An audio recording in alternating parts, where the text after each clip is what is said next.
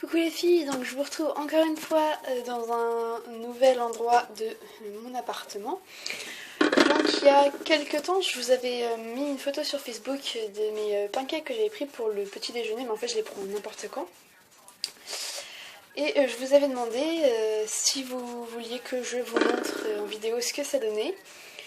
Donc bah voilà, c'est ce que je vais faire aujourd'hui. Donc, alors je suis désolée d'avance si la façon dont c'est filmé n'est pas tip top, mais j'ai pas de trépied donc je fais comme je peux. En gros, je pose ma caméra sur le côté et vous allez voir, ou alors je la tiendrai à bout de bras, enfin bref. Donc, je vais du coup retourner la caméra pour vous montrer ce dont vous avez besoin. Et voilà.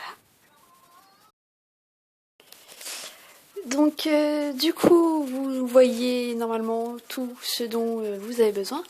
Donc ici là ce sont des flocons d'avoine. Donc il y a 75 grammes de flocons d'avoine que j'ai légèrement mixé histoire que ça fasse pas de trop gros morceaux. Au fond là-bas vous avez 60 grammes de farine plus que basique, voilà. Donc là-bas vous avez la cannelle, vous allez avoir besoin d'une demi-cuillère à café de cannelle. Ici, c'est 150 ml de lait. Là, c'est la levure, vous allez avoir besoin juste d'un demi-sachet, un œuf et donc là, c'est des fruits donc congelés. Moi, j'ai que des fruits congelés parce que les fruits rouges, il n'y en a pas à toutes les saisons et moi, c'est comme ça que je préfère mes pancakes. Donc, vous voyez pas de sucre dans cette recette tout simplement parce que moi j'en utilise pas. Donc comme je vous ai dit, c'est des pancakes qui sont un peu dits pas forcément régimes mais un peu plus équilibrés, et du fait qu'il y ait les flocons d'avoine, ils calent aussi beaucoup plus vite. Donc pour commencer, vous allez mettre tous les ingrédients secs dans votre saladier. Donc mes 60 g de farine. Ensuite, moi pour la cannelle je fais à l'œil parce que de toute façon j'aime bien ça, mais en gros vous faites une pichenette et c'est bon.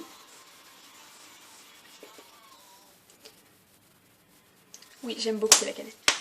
En même temps la cannelle ça a des propriétés bénéfiques pour le corps, donc je m'en prive pas tellement.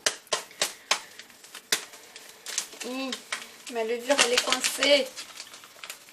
Bon, pareil pour la levure je fais à l'œil mais c'est par habitude.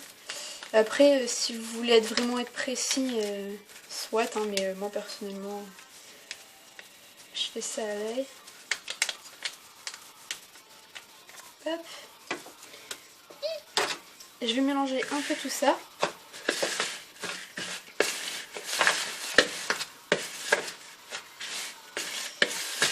Hop. Donc, je vous ai pas montré à quoi ressemblaient des flocons d'avoine, mais bon, je pense que vous savez à quoi ça ressemble. Et je les mixe juste un tout petit peu, histoire de... c'est vraiment histoire de dire quoi, mais si vous voulez les laisser tels quels, faites donc. Hein. Ensuite, je vais ajouter mon œuf.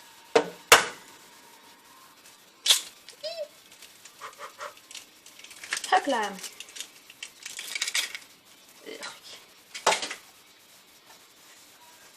Oui, je déteste avoir du blanc d'œuf sur les doigts, je trouve ça immonde.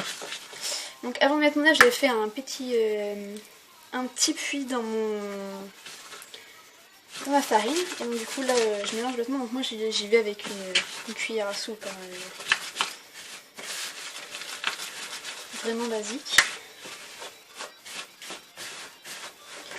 Et je rajoute mes 150 ml de lait petit par petit.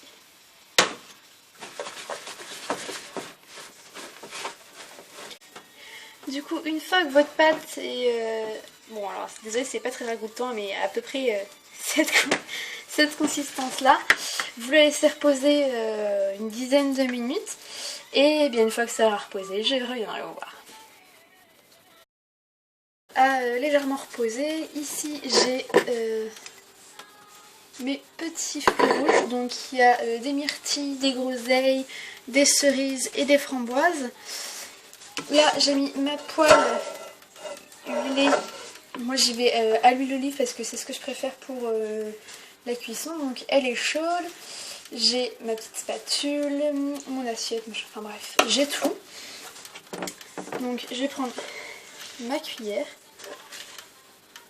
Hop, je vais prendre une cuillère à soupe bien pleine. Donc en gros avec cette recette vous allez en avoir à peu près 4 ou 5.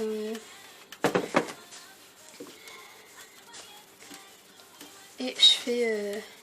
là je vais me mettre limite 2 cuillères à soupe tellement ma pâte elle tient à ma cuillère.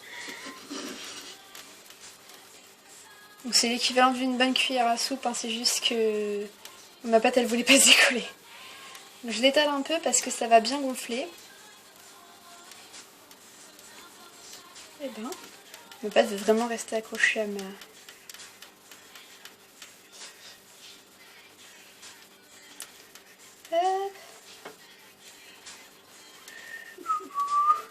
Ouais, j'essaie aussi de le faire un peu rond, enfin qu'il ait une tête de pancakes quoi. Donc, voilà à peu près la taille de mon pancake. Et une fois que ce côté sera quasiment cuit, je rajouterai dedans, enfin à ce niveau-là, une fois que l'autre côté sera quasiment cuit, je rajouterai quelques fruits et je retournerai. Enfin bref, je vous montrerai. Donc là, on a l'impression que ma pâte a légèrement séché parce qu'elle est du coup quasiment cuite. Et voilà. Donc du coup, je vais y arriver avec mon cadrage. Et punaise. Je suis mis dans une mini cuisine, je vous verrai. Donc je vais rajouter mes fruits.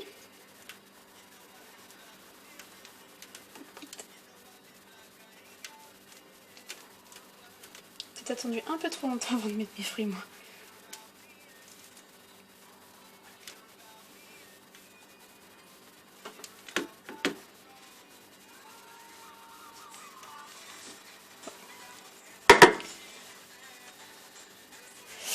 Hop, donc du coup, voilà à quoi ça ressemble. Et je vais retourner mon pancakes du coup. Et hop là! Il a même pas bruni. Bon, bah il est toujours... Mon pancakes est toujours blanc de ce côté-là. Mais je peux vous assurer qu'il est cuit. Voilà. Bon, voilà, mon dernier pancake est en train de cuire. Donc clairement, j'ai fait des pancakes, c'est des monstres. Mais moi, je les préfère bien épais, bien gros, bien large, bien tout ce que vous voulez. Simplement parce que du coup, on en mange moins. Et de toute façon, voilà. Je vous donne un exemple. Il fait à peu près la longueur de ma main. Voilà.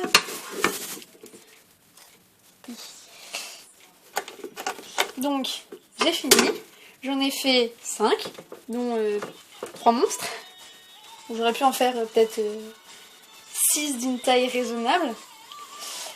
Après, donc moi j'ai mis les fruits pendant que ça cuisine, simplement pour pas les mettre dans la pâte, parce que quand on les met dans la pâte, et ils se mettent tous au fond. Donc du coup quand on prend sur le dessus, il n'y a pas de fruits dans le pancake, donc c'est pas vraiment intéressant. Que là en plus on peut les répartir et tout ça, donc c'est cool.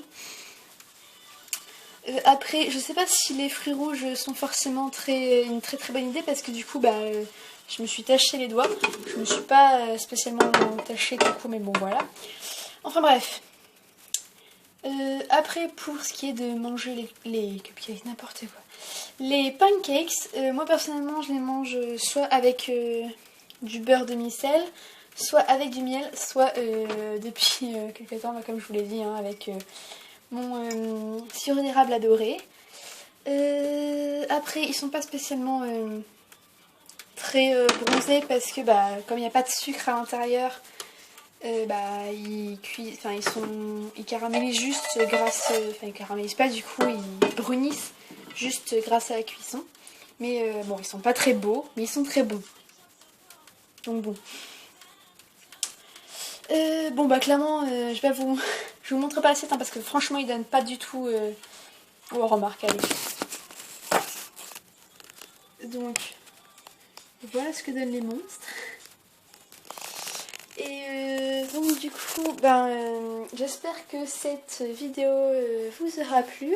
Si jamais vous voulez qu'on vous refasse des recettes équilibrées ou pas forcément, hein, faut pas croire, hein, des fois on mange aussi très salement, et dites-le nous en commentaire et puis en attendant, portez-vous bien, bisous.